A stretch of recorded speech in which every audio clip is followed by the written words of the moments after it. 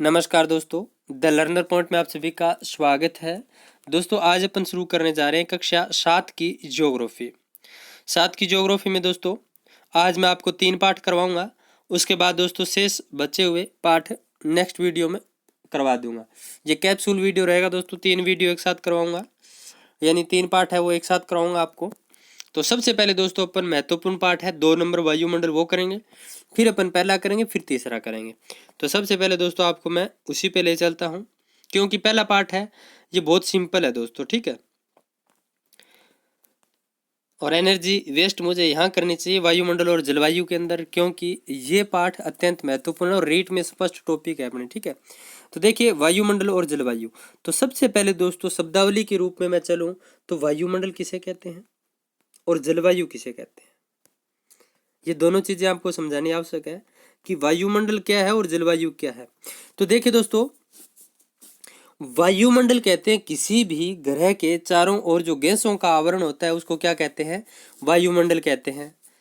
किसी भी ग्रह के चारों ओर जो गैसों का आवरण होता है उसे वायुमंडल कहते हैं, आप इतना याद रखना। इसके अलावा जलवायु किसे कहते हैं, तो जलवायु की यदि मैं बात करूं तो मौसमी दशाएं होती है, उनका साल भर का जो औसत होता है, मौसमी दशाओं का साल भर का औसत या कई सालों का औसत होता है, उसको वहां की जलवायु कहते हैं। मौसम है वो एक क्षणिक अवस्था है, जबकि जलवायु है वो एक लंबी अवस्था है, लॉन्ग अवस्था है। याद रखना, जलवायु लंबी अवधि होती है, मौसम है वो क्षणिक होता है।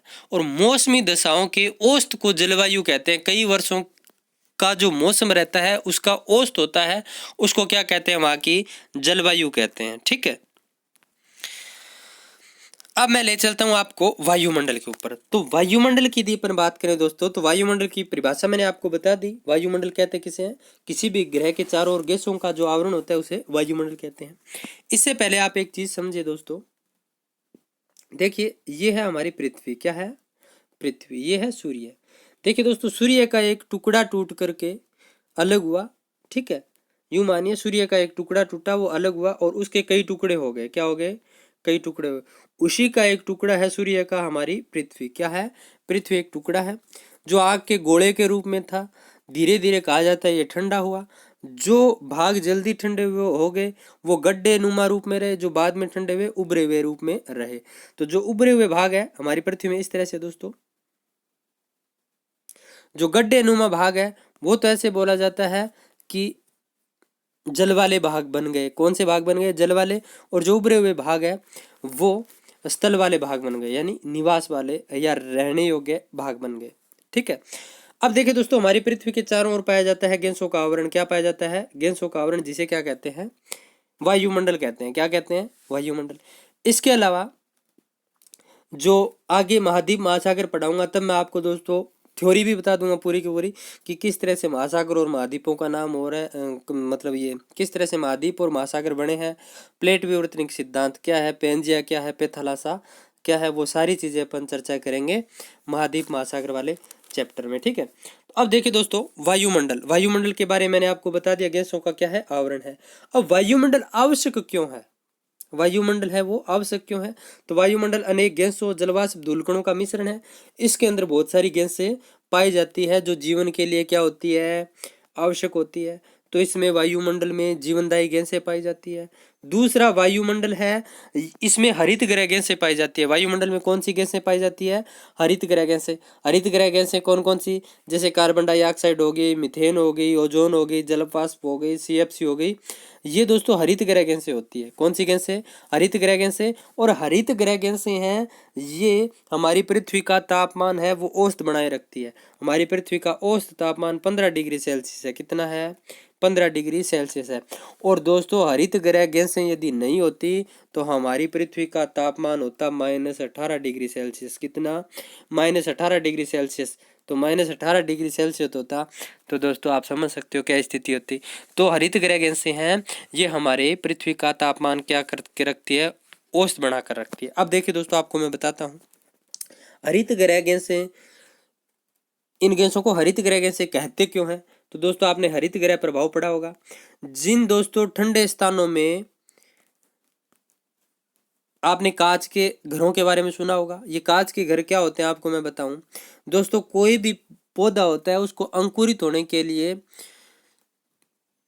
जो उष्म होती है, उष्म या मैं बोलूं तो हमारे बोलते हैं उसको उमस। क्या बोलते हैं? उमस बोलते हैं। उमस मतलब गर्मी।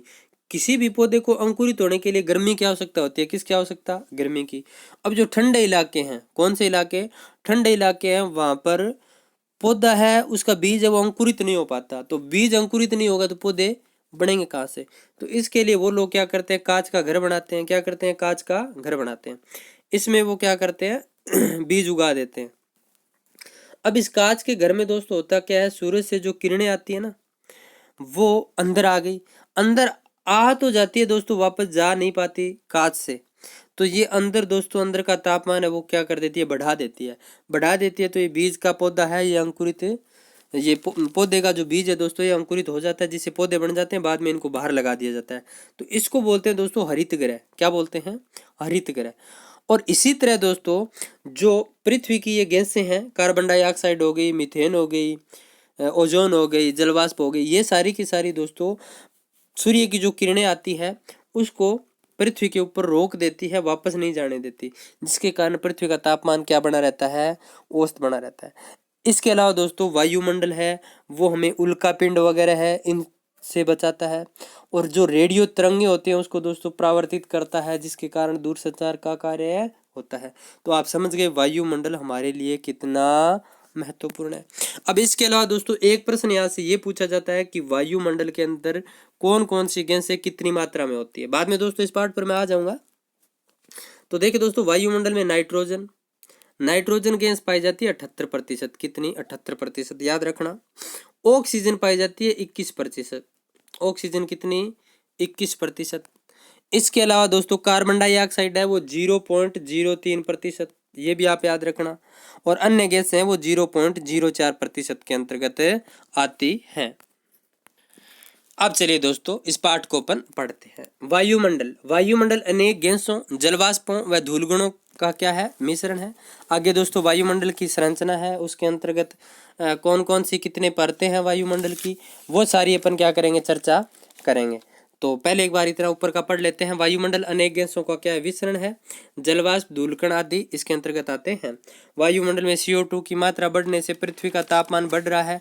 इसे भूमंडलीय तापीकरण या ग्लोबल वार्मिंग कहते हैं। तो CO2 की मात्रा बढ़ने के कारण दोस्तों पृथ्वी का क्या है?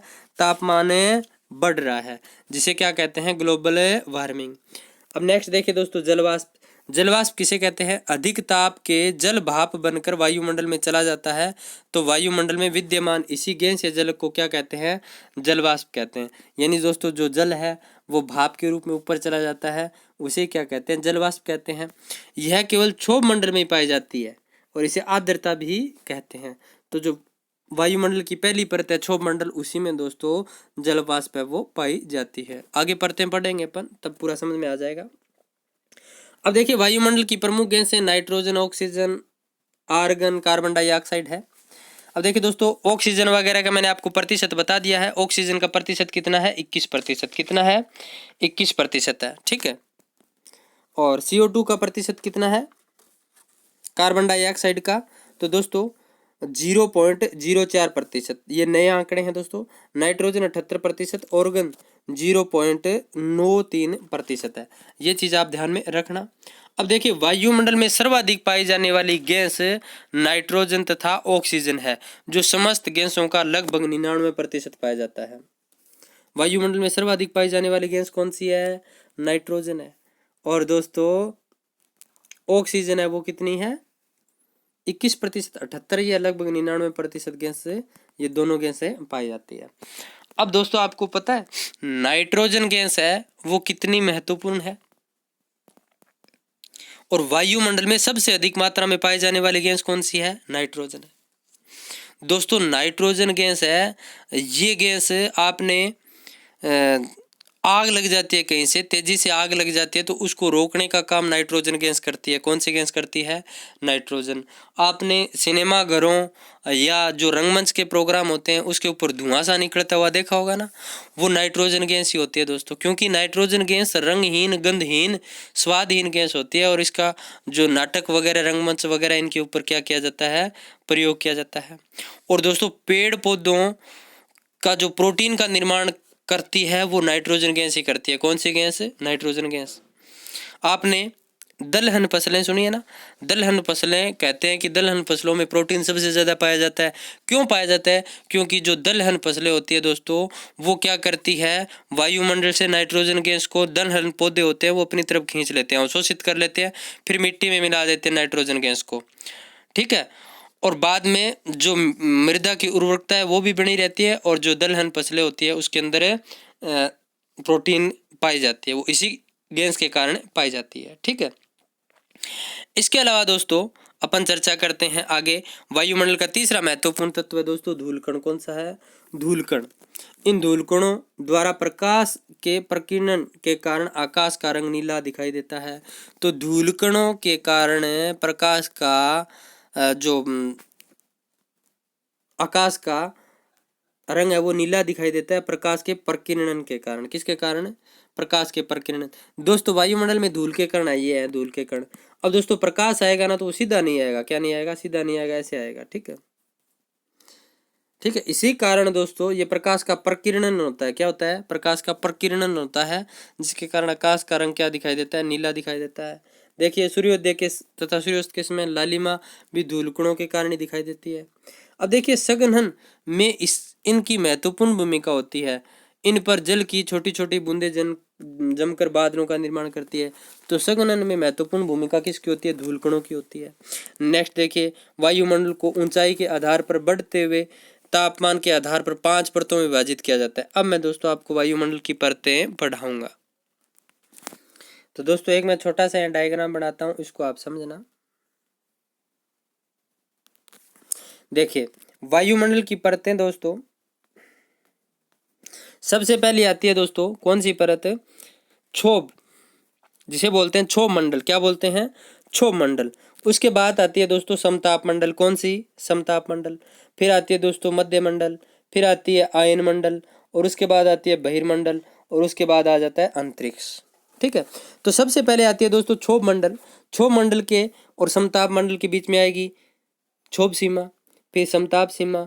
ठीक है। फिर दोस्तों मध्य सीमा, फिर आयन सीमा, ये बीच में आती रहेगी। तो सबसे पहले आती है दोस्तों कौन सी? क्षोभ मंडल।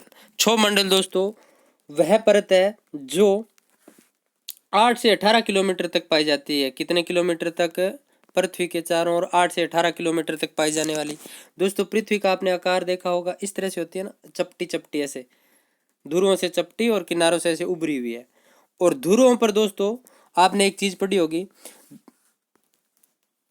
ध्रुवों पर ठंड ज्यादा रहती है। क्या ज्यादा रहती है? ठंड ज्यादा रहती है।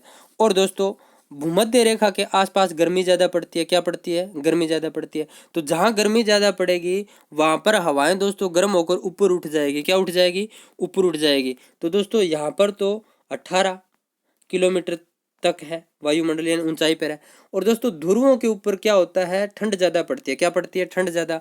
इसके कारण वायु भारी होकर नजदीक आ जाती है। क्या आ जाती है? भारी होकर नजदीक आ जाती है। तो यहाँ 8 किलोमीटर मोटाई पाई जाती है। तो क्षोभ मंडल की मोटाई 8 से 18 किलोमीटर तक, याद रखना ये।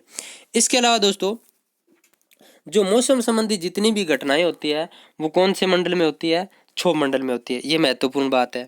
इसके अलावा दोस्तों 99% गैसों का आयतन इसी मंडल में पाया जाता है। कौन से में? इसी में।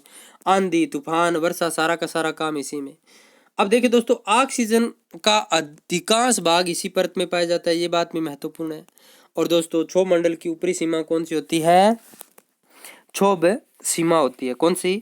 क्षोभ सीमा। और क्षोभ सीमा के ऊपर दोस्तों हवाएं चलती है बहुत तेज, वो हवाएं कहलाती है दोस्तों जेट स्ट्रीम। क्या कहलाती है? Jet stream. ये बात भी आपको ध्यान में रखनी है। इसके अलावा दोस्तों क्षोभ सीमा के अंदर जो तापमान है उसका ह्रास होता है। क्या होता है? ह्रास होता है। यानी प्रत्येक 165 मीटर की ऊंचाई पर जाएंगे तो तापमान क्या होता जाएगा, कम होता जाएगा 1 डिग्री सेल्सियस। 165 मीटर की ऊंचाई पर जाएंगे तो 1 डिग्री सेल्सियस क्या होता जाएगा, तापमान कम होता जाएगा। अब देखिए दोस्तों, इसकी ऊपरी सीमा को क्षोभ सीमा कहते हैं, जहाँ किसी भी प्रकार की मौसम संबंधी घटना नहीं होती, इसलिए इसे शांत मंडल भी कहा जाता है। अब देखिए दोस्तों, समताप मंडल, जो क्षोभ मंडल है उसके जस्ट ऊपर वाला होता है दोस्तों समताप मंडल। समताप मंडल की बात करूं दोस्तों तो इसकी ऊंचाई होती है 50 किलोमीटर तक। कितनी? 50 किलोमीटर तक। क्षोभ सीमा के ऊपर लगभग 50 किलोमीटर तक इसकी ऊंचाई होती है। इसमें किसी भी प्रकार की कोई घटना नहीं होती। इस कारण दोस्तों वायुमंडल का यह जो भाग है, ये हवाई जहाज वगैरह या जो जेट वगैरह उड़ते हैं उनके लिए अत्यंत महत्वपूर्ण होता है। हवाई जहाज कौन से मंडल में उड़ती है, तो समताप मंडल में। देखिए वायुयान इसी परत में उड़ते हैं। और दोस्तों सबसे महत्वपूर्ण देखिए, ओजोन गैस समताप मंडल में ही पाई जाती है। अब देखिए दोस्तों, ओजोन परत है ये बहुत महत्वपूर्ण है। ओजोन गैस या ओजोन परत क्या है, बहुत महत्वपूर्ण है। देखिए दोस्तों, ये एक परत के रूप में है। किसके रूप में है? परत के रूप में है ओजोन गैस, जो 15 से 35 किलोमीटर की ऊंचाई पर बहुत कम मात्रा में पाई जाने वाली ये गैस है। और दोस्तों ये गैस सूर्य की पराबैंगनी किरणों को आने से रोकती है, पृथ्वी पर आने से क्या करती है, रोकती है। लेकिन दोस्तों वर्तमान में इसको सबसे ज्यादा नुकसान पहुंचाने वाली गैस है CFC। कौन सी? CFC, क्लोरोफ्लोरोकार्बन, जो कि दोस्तों फ्रीज वगैरह इनसे निकलते हैं। इसके कारण इसको नुकसान पहुंचता है। नुकसान पहुंचने का कारण क्या है दोस्तों, ये आपको मैं यदि बताऊं तो जो ओजोन गैस है दोस्तों, ये ओजोन गैस रात में तो दोस्तों सघनित होती है। क्या होती है? सघनित होती है। और दिन में जब सूर्य निकल जाता है, सूर्य का प्रकाश निकलता है, तब ये अणुओं में टूट जाती है। O3 होती है दोस्तों ओजोन गैस, तो ये O2 और O1 ऐसे टूट जाती है दोस्तों। ठीक है, तो ये CFC है ना, ये रात में क्या करती है, ओजोन वापस जुड़ जाते हैं, दोनों अणु जुड़ जाते हैं, 3 बन जाते हैं, O3 बन जाती है। लेकिन जो CFC है ये रात में भी दोस्तों इनको जुड़ने नहीं देती, क्योंकि अभिक्रिया कर लेती है इनके साथ। ठीक है, अभिक्रिया करने के बाद ये दोस्तों जुड़ने नहीं देती है। इसके कारण जो ओजोन परत है इसको छीण हो रही है ये, यानी ओजोन जो परत है इसमें छेद हो रहा है। इसको लेकर के दोस्तों एक सम्मेलन भी बुलाया गया था। सम्मेलन बुलाया गया था 16 सितंबर 1987 को, कि जो ओजोन परत है इस परत का क्या हो रहा है, क्षीण हो रहा है, और इसको हमें गंभीरता से लेना चाहिए और CFC वगैरह इन पर रोक लगानी चाहिए। तो दोस्तों 16 सितंबर को हमेशा ओजोन दिवस मनाया जाता है। क्या मनाया जाता है?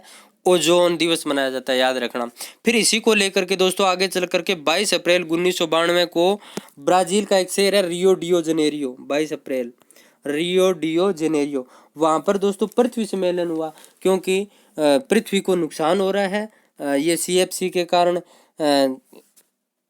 जो ओजोन गैस है ये खराब हो रही है, तो पृथ्वी पर पराबैंगनी किरणें आएगी, पृथ्वी का तापमान बढ़ेगा और जो चर्म रोग है वो बढ़ेंगे, तो पृथ्वी को नुकसान ही हो रहा है। तो इसलिए पृथ्वी सम्मेलन बुलाया गया रियो डियो जनेरियो में 22 अप्रैल 1992 को।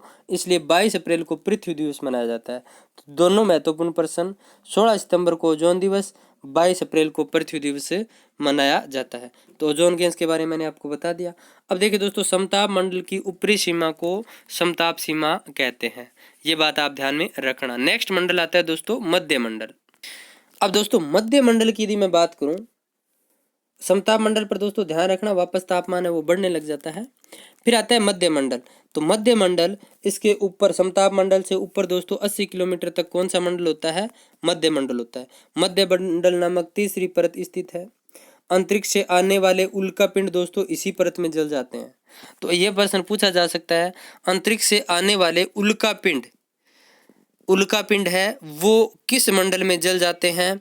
तो दोस्तों मध्य मंडल में। कौन से में? मध्य मंडल में। दोस्तों मध्य मंडल में तापमान वापस क्या हो जाता है? कम हो जाता है, -100 डिग्री हो जाता है। क्या हो जाता है? -100 डिग्री हो जाता है। तो यहाँ आकर के उल्कापिंड वगैरह वो क्या हो जाते हैं? नष्ट हो जाते हैं। और इसके अलावा देखिए दोस्तों, इसकी ऊपरी सीमा है वो क्या कहलाती है? वो कहलाती है दोस्तों मध्य सीमा। इसके जस्ट ऊपर है दोस्तों आयन मंडल। क्या है? आयन मंडल, ये अत्यंत महत्वपूर्ण है दोस्तों। आयन मंडल है ये रेडियो तरंगों के लिए महत्वपूर्ण है और अरोरा नामक घटना के लिए महत्वपूर्ण है। किसके लिए? अरोरा नामक घटना। दोस्तों 80 से 400 किलोमीटर इसकी ऊंचाई होती है। अरोरा नामक घटना की यदि मैं बात करूं दोस्तों, तो अरोरा नामक घटना क्या है? देखिए दोस्तों, आयन मंडल है, इसमें बहुत सारे छोटे छोटे ऐसे आयन पाए जाते हैं। क्या पाए जाते हैं? आयन।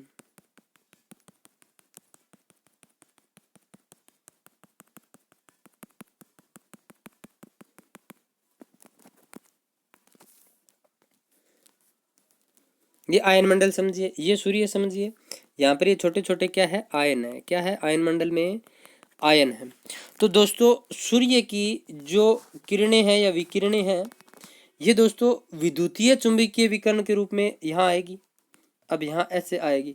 इन आयनों से दोस्तों जब ये टकराएगी तो ऐसे दोस्तों तारे की तरह ऐसे ऐसे ये चमकती है। ठीक है, और ये दिखाई कहाँ से देती है? ध्रुवों से दिखाई देती है, सिर्फ ध्रुवों से, उत्तरी ध्रुव और दक्षिणी ध्रुव से। ये दोस्तों तारे नुमा ऐसे चमकती हुई एक चीज दिखाई देगी, इसको बोलते हैं अरोरा की घटना। क्या बोलते हैं? अरोरा की घटना। और ये घटना कहाँ होती है? आयन मंडल में होती है। इसके अलावा दोस्तों आयन मंडल है ये सौर विकिरणों को क्या करता है? अवशोषित करता है। क्या करता है? अवशोषित। इसीलिए इसको दोस्तों ताप मंडल भी कहते हैं। क्या कहते हैं? ताप मंडल। इसके अलावा दोस्तों जो रेडियो तरंगे हैं वो इसी मंडल से परावर्तित होती है। कौन से मंडल से? आयन मंडल से। तो देखिए दोस्तों रेडियो तरंगे यानी संचार की दृष्टि से यह परत अत्यंत महत्वपूर्ण है। अब देखिए पृथ्वी पर प्रसारित होने वाली रेडियो तरंगे इसी परत से परावर्तित होकर पुनः पृथ्वी पर लौटती है। फिर आता है दोस्तों बहिर्मंडल। बहिर्मंडल की यदि बात करें दोस्तों, तो वायुमंडल की सबसे ऊपरी परत बहिर्मंडल कहलाती है। यहाँ पर दोस्तों गैसें अत्यंत विरल होती है, जिसमें मुख्यतः हीलियम और हाइड्रोजन गैस पाई जाती है, और कृत्रिम उपग्रह यहीं परिक्रमण या परिभ्रमण करते हैं। अब देखिए दोस्तों इस पाठ के महत्वपूर्ण पॉइंट।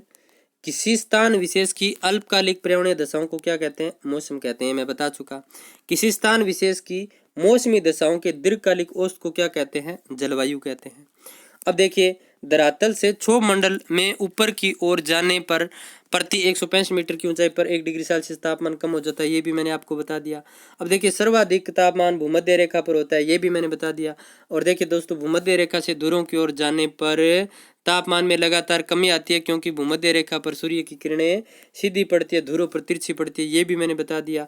नेक्स्ट देखिए सूर्य से दिन में पृथ्वी लघु तरंगों के रूप में ऊर्जा प्राप्त करती है, जिसका रात में दीर्घ तरंगों के रूप में विकिरणन हो जाता है। नेक्स्ट देखिए पृथ्वी के सतह पर ऊपरी वायुमंडल की परतों में स्थित वायु का जो भार पड़ता है उसे वायुदाब कहते हैं।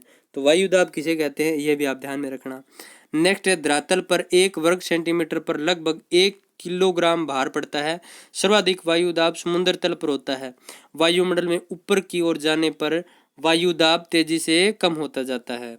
तो ध्यान रखना वायुदाब ऊपर की ओर जाने पर तेजी से कम होता है। अब देखिए हमेशा उच्च वायुदाब से निम्न वायुदाब की ओर हवाएं बहती है। उच्च वायुदाब से निम्न वायुदाब की ओर हवाएं हमेशा बहती है। तो ये बात भी आप ध्यान रखना। नेक्स्ट देखिए वायुदाब नापने की इकाई मिलीबार है, जबकि वायुदाब मापने का यंत्र वायुदाब मापी कहलाता है। नेक्स्ट देखिए गर्म वायु हल्की होने के कारण ऊपर उठ जाती है, वहां निम्न वायुदाब बन जाता है। देखिए गर्म वायु हल्की होने के कारण ऊपर उठ जाती है, वहां निम्न वायुदाब बन जाता है। ठंडी वायु भारी होने के कारण धरातल के पास बनी रहती है, अतः वहां उच्च वायुदाब होता है। ये चीज मैंने आपको समझाई थी दोस्तों। भूमध्य रेखा इसके आसपास जो वायुमंडल है वो 18 किलोमीटर ऊपर इसी कारण तो पाया जाता है। ध्रुवों पर 8 किलोमीटर के आसपास क्यों पाया जाता है?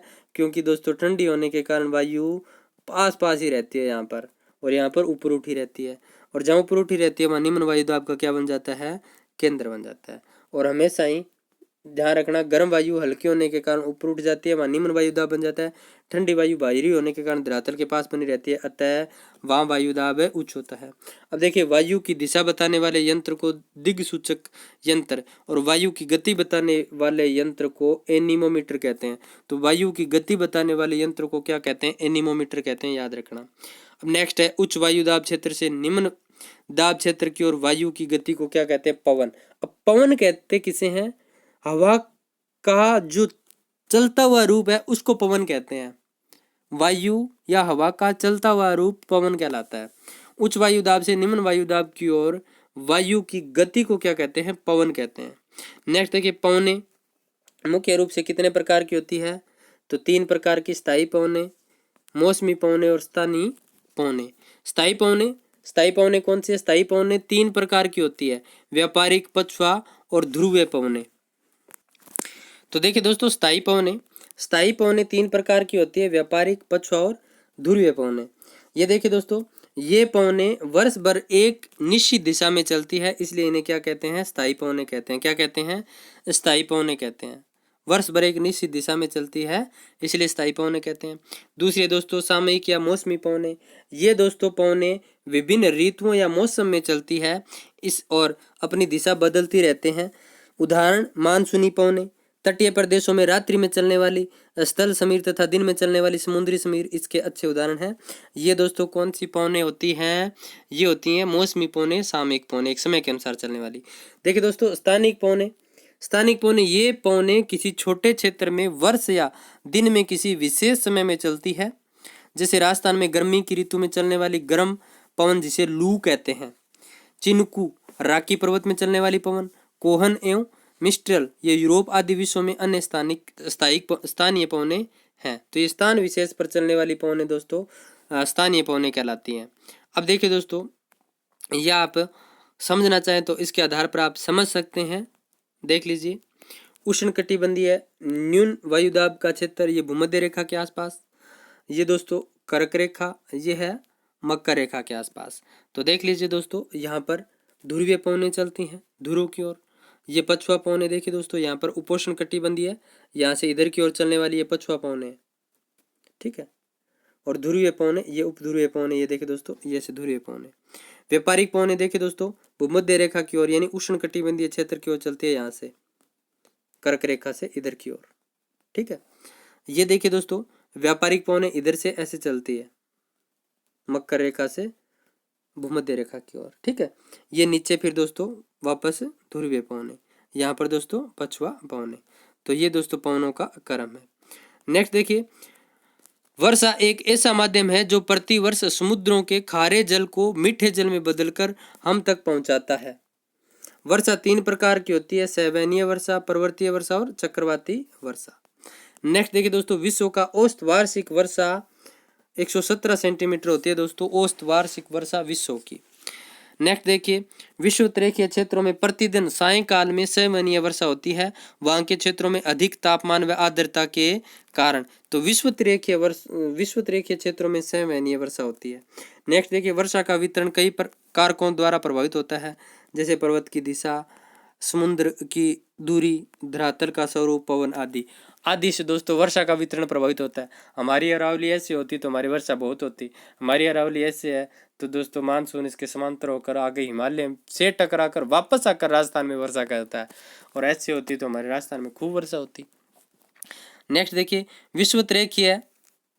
विषुवतरेखीय क्षेत्र सर्वाधिक वर्षा वाला क्षेत्र है, जहां वार्षिक वर्षा 200 सेंटीमीटर से अधिक है। मध्यम वर्षा वाले क्षेत्र मुख्य रूप से उष्ण शीतोष्ण कटिबंध के तटीय क्षेत्र हैं, जहां वर्षा की मात्रा 100 से 200 सेंटीमीटर है, जबकि उष्ण कटिबंधीय क्षेत्रों के मध्य भाग तथा शीतोष्ण प्रदेशों के पूर्वी भाग में कम वर्षा होती है, जिसकी मात्रा 25 से 100 सेंटीमीटर रहती है। नेक्स्ट देखिए, विश्व में सर्वाधिक वर्षा वाले स्थान भारत के मेघालय राज्य की खासी पहाड़ियों में स्थित मासिनराम या चेरापूंजी है। तो ये मासिनराम और चेरापूंजी याद रखना। नेक्स्ट है, सामान्य रूप से चक्रवात निम्न वायुदाब के केंद्र होते हैं, जिनके चारों तरफ वायुदाब उच्च होता है, जिससे हवाएं परिधि के केंद्र की ओर चलती है। तो चक्रवात किसे कहते हैं दोस्तों? तो चक्रवात निम्न वायुदाब का एक केंद्र होता है और इसके चारों ओर दोस्तों चक्कर में हवा घूमती है, इसे बोलते हैं चक्रवात। नेक्स्ट देखिए, सामान्य चक्रवात समुद्र में विकसित होते हैं, वह तटीय भागों पर वर्षा करते हैं। यह 2 प्रकार के होते हैं दोस्तों, उष्ण कटिबंधीय चक्रवात और शीतोष्ण कटिबंधीय चक्रवात। शीतोष्ण कटिबंधीय चक्रवात धीमी गति से चलते हैं, इसलिए जान माल का दोस्तों नुकसान नहीं होता है, और उष्ण कटिबंधीय चक्रवात है दोस्तों बहुत तेज गति से चलते हैं, जिनसे विश्व के विभिन्न भागों में प्रतिवर्ष भारी नुकसान होता है। अब देखिए दोस्तों, उष्णकटिबंधीय चक्रवातों को संयुक्त राज्य अमेरिका में हरिकेन कहते हैं। क्या कहते हैं? हरिकेन। कैरिबियन सागर व मेक्सिको में टोर्नेडो, चीन व जापान में टाइफूड, ऑस्ट्रेलिया में दोस्तों विलिजिली तथा बंगाल की खाड़ी में चक्रवात कहते हैं इनको। ठीक है। नेक्स्ट देखिए, हवाओं के द्वारा निर्मित वर्ताकार, अंडाकार आदि लहरनुमा आकार जिसके मध्य में उच्च वायुदाब व परिधि में निम्न वायुदाब होता है, उन्हें क्या कहते हैं? प्रतिचक्रवात।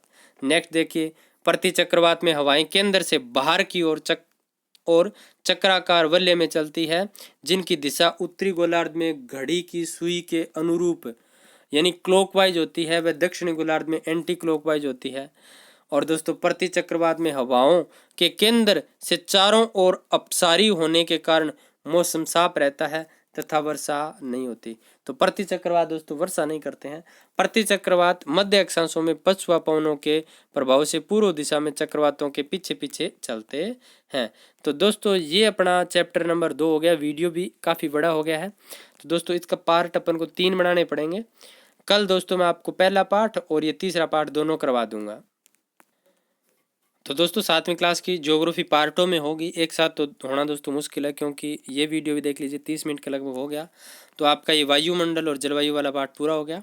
फिर दोस्तों नेक्स्ट वीडियो में पहला पार्ट और तीसरा पार्ट करेंगे, फिर बाद में दोस्तों बचे हुए नेक्स्ट पार्ट में करेंगे।